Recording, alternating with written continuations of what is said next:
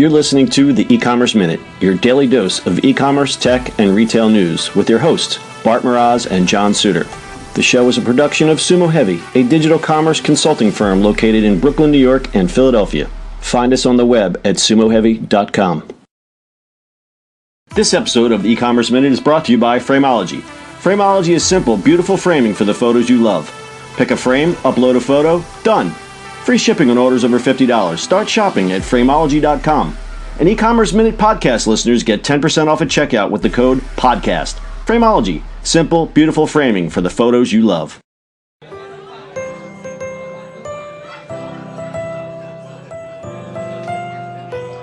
This is the eCommerce Minute for December 22nd, 2017. It's our year-end wrap-up. Welcome to the eCommerce Minute end-of-year wrap-up. It's so festive here. I look at all the people. Do you have enough eggnog? I would like some more, sir. All right, we hope you're all getting set to enjoy the holidays. And more importantly, I hope you've got your online shopping done because by the time this airs, it's too late. Maybe.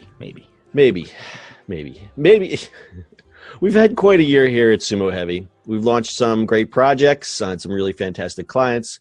But the most amazing thing we've done this year, in my biased opinion, is launching this podcast.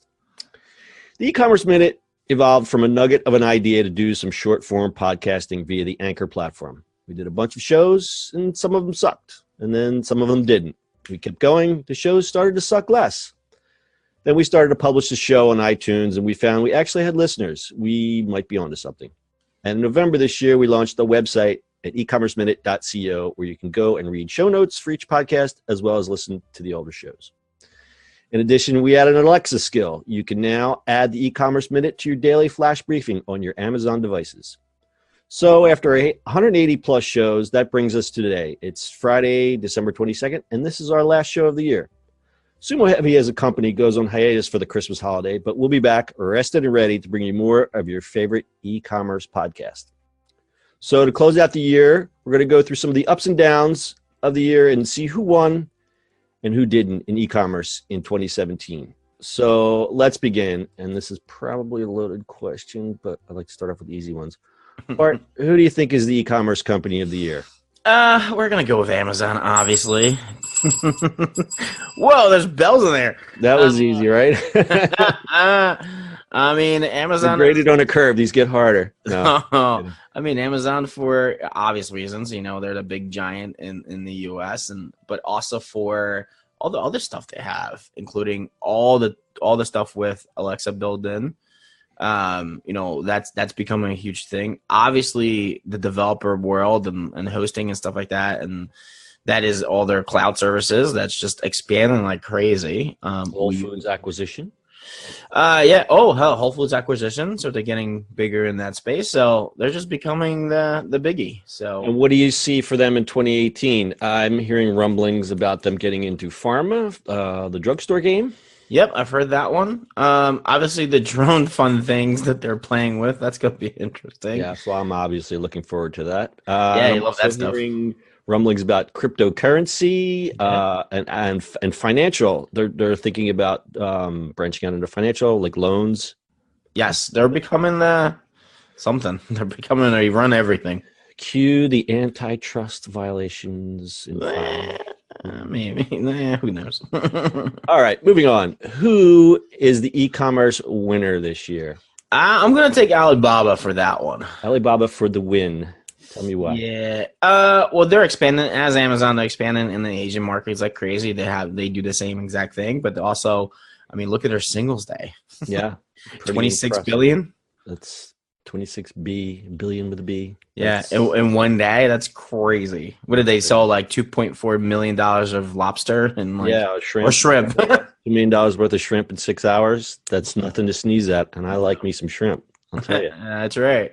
And they also, what I like is they're doing a lot of innovative things a la Amazon. They're doing, robot gas stations, all kinds of innovative vending things. Like they started some crab vending machines. They're having car vending machines similar to Carvana here in the US. Yep. They're taking that money and really doing a lot of innovation. They're still involved in bricks and mortar. They're combining the two. Yeah, a lot to be said about Alibaba. I guess that was kind of an easy one. Yeah. All right, John.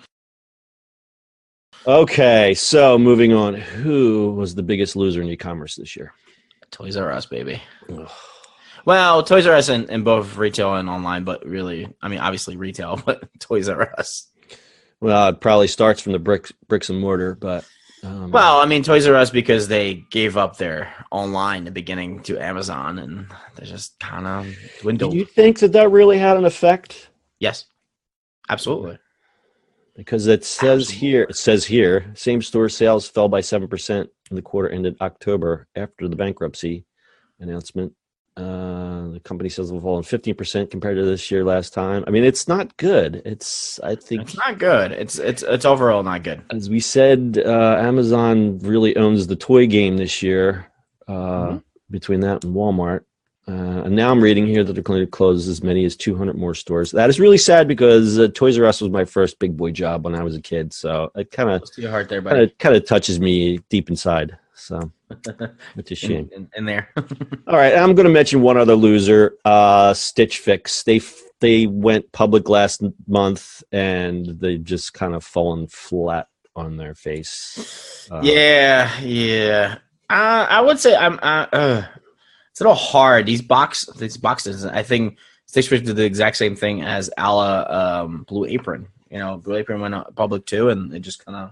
Yeah, and BarkBox is going public. Here's my concern with I think the box model is good, but I think people get burned out on it. I think it's overplayed. I think it's overplayed. There's too many, and there's more and more coming on because now that it's hot, you're going to get the Me Too's coming on, and I think it's too late. Well, from we kind of noticed personally, like from BarkBox, that just makes no sense. I mean, Petco, PetSmart, all the biggies they're doing their own. Mm-hmm. Yeah, I just again the box space or whatever you call it, subscription box space. I think it's overplayed. It's drawn out. Yeah, exactly.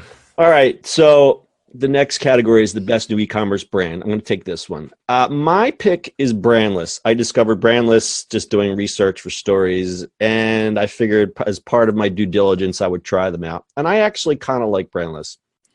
For those who don't know, Brandless is the $3 online grocery. Everything is $3. They sell grocery and home products. They're kind of like an IKEA, if you think like IKEA for online for grocery. But the idea behind Brandless is they could sell quality merchandise without the brand tag. So there's no labels. The labels are very generic. Everything is, if you got a can of tomato sauce, it's a red can with a white label that says tomato sauce on the front. But the products are good. And you're not paying extra again for the marketing and for the products. The products are either organic or non-GMO, and they donate money to Feeding America for each purchase you make. So there's some good stuff there. There's some bargains on Brandless, but there's some duds. Not everything is great. I've tried across the board a lot of things there, and there's things that I will never buy there again, and there's things there that we're buying every month. So you gotta pick and choose what you got. I'm gonna ask you what you're not gonna buy. So here's the thing with Brandless. You go in there and you're looking and you're going, everything's $3. So, and I think this is a psychology thing. Where you get on there, $3, and then you look through your cart, you're like, oh, I got all this stuff. It's only $18. I don't care if I have to pay $9 shipping because I've saved all this money in your brain. But I bought a thing of coconut oil because you think, oh, it's $3, but then when you get it, you realize that you didn't look at the fluid ounces, and it's only like a 6-ounce jar of coconut oil. But on the other side, we bought these organic chickpea pop chips. We're addicted to them because they're not fried, they're popped, and we eat them with hummus. They're great. Nice. We've gotten like dish towels. We've gotten like all kind. I've tried everything across the board. But like I said, there's some duds. Like $3 isn't always like a great deal. Yeah. But overall, I like what they do. I'm a customer, so they get my pick for e-commerce brand of the year. Awesome. All right, next one. Moving on. So the best innovation of 2017. I love the box lock. I am a big fan. We did a story about him. I mean, we did a whole bunch of reviews, a whole bunch of things, including the thing that you placed on your doorstep and the alarm sound. Yeah, what was that? Whatever that disc was, I have The no desk idea. I forgot about that one. This is great because it's literally a lock for a box you can just put in your stuff when somebody delivers to you. It's great. So what I like about this, I'm going to agree with you on there. What I like about this is that it's a universal solution, meaning it's a lock, but it solves a very specific problem, meaning somebody's got to deliver something and I need to give them access. Exactly. So for those who don't know what the box lock is, it's a smart lock that you how does it work again? You put the barcode or the shipping thing into the into the lock, and then when they come to when the delivery man comes, he scans that barcode and it matches up and it unlocks it. Correct. And what's neat is you can give access to other people. So if you need to lock things up temporarily, but it's again, we're dealing with this package theft that's going to get worse and worse and worse. And I think this is a great solution. I have experienced it. Yeah, and you what's neat is you buy your own box, so they don't have to worry about the box. All they're selling is the lock, and it's up to you to figure out what the heck you're going to lock up. Yep. But you can monitor what gets delivered, who opens the lock. I think it's a great solution. I think this is the best solution that we've seen ever. And here's for the worst solutions we've seen forever. So here was the worst thing to happen in e-commerce in 2017. Amazon and Walmart hang out in our house. Okay, so we have the Amazon Key. What's the Walmart one?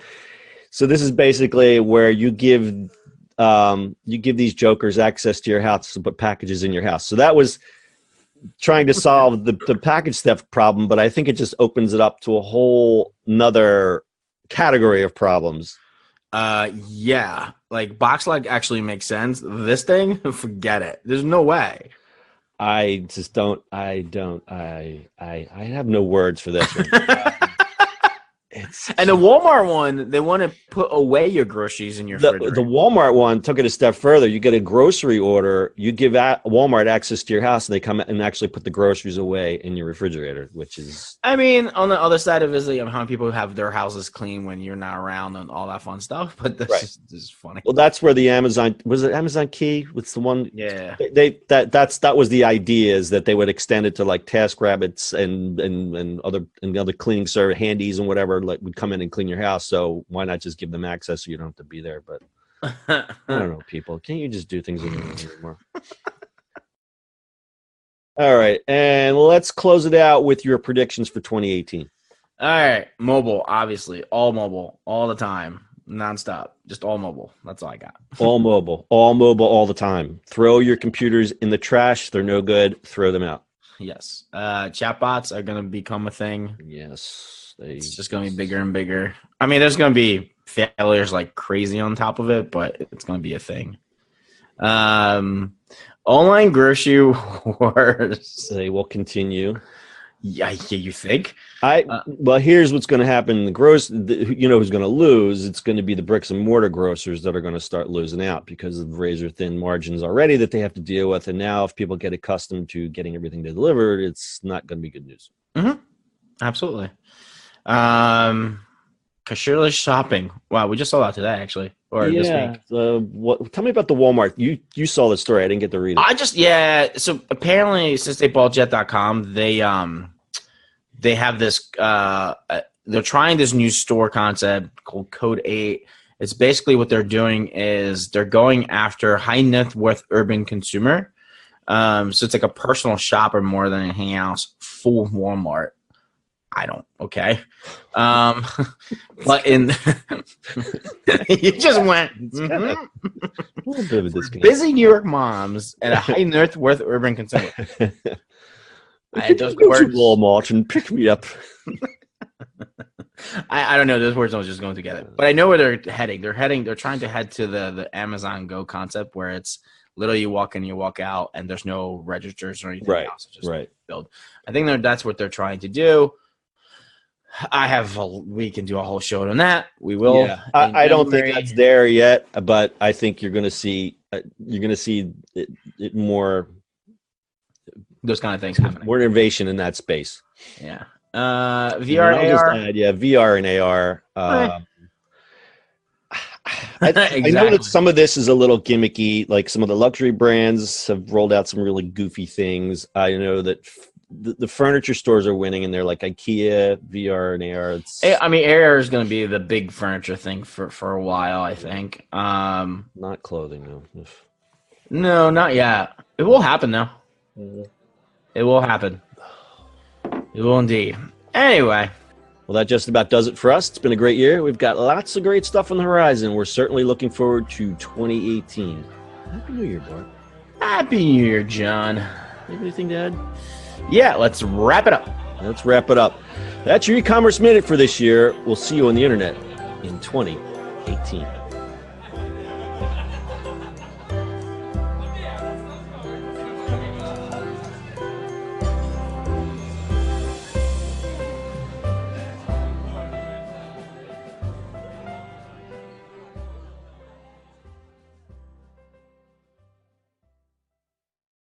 That's it for today's show. If you like the show, subscribe to eCommerce Minute anywhere podcasts are available. You can also read the show notes and listen to previous episodes at ecommerceminute.co. And finally, if you've got feedback or suggestions for the show, reach out to us on social media at Sumo Heavy.